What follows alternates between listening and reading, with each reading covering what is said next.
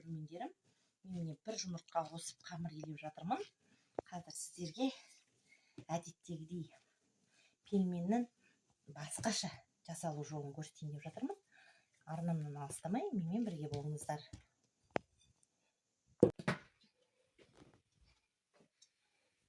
Менің көрермендерім, мен фаршты дайындадым. Енді сарымсақты тураймын.